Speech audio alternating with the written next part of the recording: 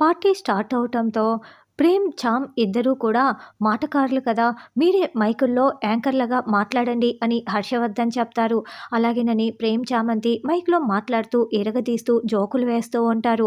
ఇప్పుడు వాయుపుత్ర ఎయిర్‌లైన్స్ ఇంతటి స్థాయికి రావటానికి కారణం ఏంటి అన్నది ఇక్కడున్న వాళ్ళనందరినీ కొన్ని ప్రశ్నలు వేస్తాము అని చామంతి, ప్రేమ్ ఇద్దరూ ముందుగా రమాదేవి దగ్గరికి వస్తారు. అమ్మగారు మీరు చెప్పండి. ఈ వాయుపుత్ర ఎయిర్‌లైన్స్ ఇంతటి స్థాయికి రావటానికి కారణం ఎవరు అని అడగటంతో ఇంకెవరు హర్షనే కారణం అని రమాదేవి చెప్తుంది. అరుణ్ దగ్గరికి వెళ్ళి అడగటంతో నేను రోజా పేరు చెప్తాను. మామ్ డాడ్ పేరు చెప్పింది కదా అని మనసులో అనుకుంటూ నా భార్య రోజానే కారణం అని అరుణ్ చెప్తాడు. అదేంటి అదెలా కారణం అని చామంతి అడగటంతో తను నా దగ్గర ఎయిర్ హోస్టెస్‌గా పనిచేస్తూ ఉండేది. అప్పుడు నాకు అపూర్వమైన సలహాలు ఇచ్చేది. వాటి వల్లే ఇంతటి స్థాయికి వచ్చాను అని అరుణ్ చెప్తాడు. రేయ్ ఏం చెప్తున్నావురా? ఆస్తంతా నా పేరు మీదకి వచ్చిన తర్వాత నీ సంగతి చెప్తా, నీ భార్య సంగతి చెప్తా అని రమాదేవి అనుకుంటూ ఉంటుంది. మీరు చెప్పండి అంటూ చామ్ తన చేతిలో ఉన్న మైక్‌ని రోజా చేతికి ఇచ్చి ఉండండి, ఇంకా మాట్లాడాల్సిన వాళ్ళు చాలామంది ఉన్నారు కదా! మీ దగ్గరికి మళ్ళీ వస్తాను అని రోజాని మాట్లాడనివ్వకుండా పక్కకు వెళ్తుంది.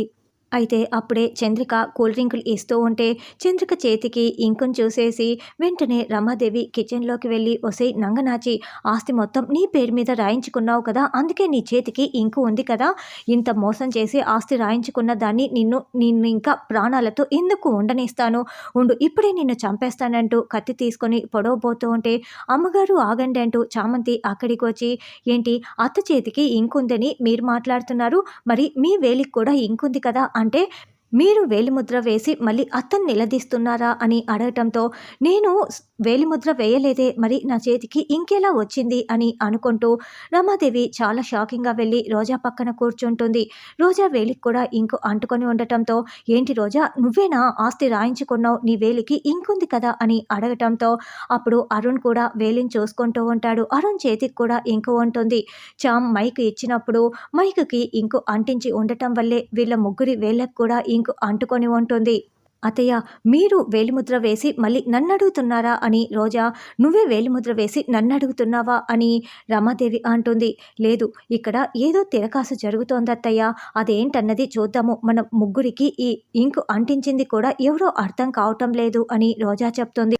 సరే వేచి చూద్దాం, ఇప్పుడు ఆయన చూపిస్తారు కదా ఆ పేపర్స్‌నని ముగ్గురు ఎదురు చూస్తూ ఉంటే అప్పుడే హర్ష ఆల్రెడీ నేను వేలిముద్ర వేయించేశాను, ఇదిగోండి అగర్వాల్ గారు అగ్రిమెంట్ పేపర్స్ని అందుకోండి అని ఇస్తూ ఉండటంతో అసలు ఎవరూ వేయలేదే, మేము ముగ్గురం వేయలేదు, ఎవరి చేతనో ముందే వేయించేశారు, పేరు కూడా తెలుసుకోలేకపోయామే అని ముగ్గురు ఆలోచిస్తూ బాధపడుతూ ఉంటారు.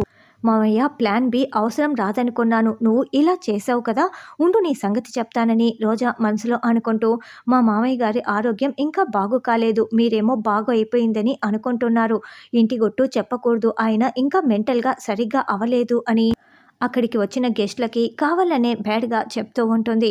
తర్వాత మత్తుమంది కలిసిన కూల్ డ్రింకుని హర్ష తాగేలా రోజా చేద్దామనుకుంటే చామంతి ఆ ప్లాన్ని తిప్పికొట్టి రోజానే తాగేలా చేస్తుంది.